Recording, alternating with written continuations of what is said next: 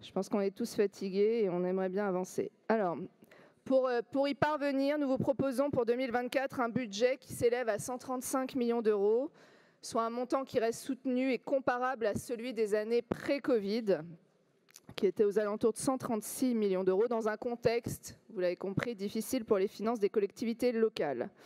Pour allier développement économique et durabilité, nous allons accentuer cette année encore le soutien à la défense de notre souveraineté industrielle.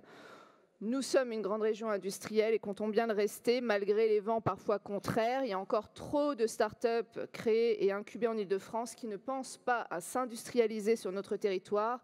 Et nous voulons leur dire que c'est possible de produire en Île-de-France et que la région sera présente pour les accompagner. Ce soutien à notre souveraineté industrielle passe par l'accompagnement de la réindustrialisation de filières stratégiques avec le renforcement des aides économiques à la réindustrialisation. C'est un enjeu de compétitivité pour nos entreprises. Et donc pour remettre ces usines au milieu du pays, la région Île-de-France va investir 400 millions d'euros sur 5 ans pour l'industrie.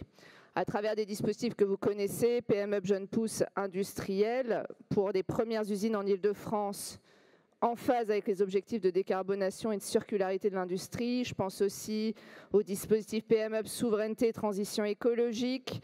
Notre SEM régional également, qui accompagne de nombreuses entreprises industrielles dans leur implantation et leur développement dans tous les territoires d'Île-de-France et qui était aussi monté en puissance ces dernières années grâce à l'action de la région et de ses partenaires.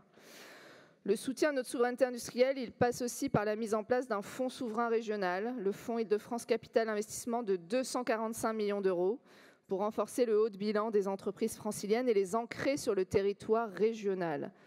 Ce fonds aura vocation à co-investir dans des entreprises proposant des technologies de rupture pour décarboner l'économie. Pour allier développement économique et durabilité, il faut également maintenir un temps d'avance sur l'innovation. On a un écosystème de start-up qui est en pleine effervescence, qui est parmi les plus riches et denses d'Europe et qui est à la pointe sur des sujets stratégiques majeurs pour la souveraineté française. Je pense à la deep tech, à l'intelligence artificielle, au quantique, à la santé ou la cybersécurité. Depuis une dizaine d'années, cet écosystème il ne cesse de croître, accompagné dans son développement par la région. Et donc, il faut continuer, notamment sur ce qui fait l'excellence francilienne, au travers de programmes tels que les Challenge IA, les packs quantiques, en poursuivant le développement de lieux d'innovation pour permettre aux acteurs d'une même filière de collaborer, de créer de l'innovation et de la valeur, à travers aussi le soutien aux grands projets de R&D qui permet d'accompagner la transition écologique des entreprises franciliennes. Et j'en profite pour remercier et féliciter ma collègue Nelly Garnier pour son action sur tous les sujets numériques en lien avec les services Smart Région. Cette force innovatrice, qu'elle soit dans la tech, environnementale, sociale, elle passe aussi par la création d'entreprises. Notre ambition pour accompagner ces créateurs d'entreprises, elle est maintenue avec un effort particulier à destination des femmes entrepreneurs via la déclinaison du plan d'action entrepreneuriat des femmes. Enfin, cette excellence francilienne, c'est aussi celle de nos artisans et commerçants qui nous rendent chaque jour très fiers via leur savoir-faire. Et je salue à ce titre l'action de ma collègue Muriel Bourreau, chaque jour sur le terrain auprès des forces vives de nos territoires. Il y a des fans. La région renouvellera ses financements dédiés aux TPE, aux artisans, avec le chèque efficacité énergétique, chèque numérique, l'aide TPE, le chèque cyber, etc.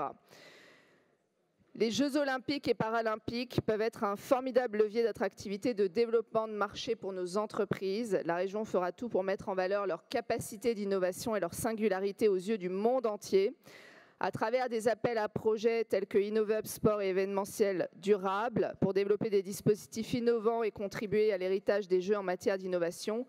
Et bien sûr, via notre agence d'attractivité Choose Paris Region, qui grâce aux synergies découlant de la fusion avec le comité régional du tourisme, parlera avec encore plus de poids aux différentes cibles de l'agence, qu'ils soient investisseurs, touristes, producteurs de cinéma ou talents à recruter. Et là aussi, je salue mes collègues Jérémy Redler et Eric Jeunemaître, brillamment élus ce matin vice-président de notre agence d'attractivité. Bravo.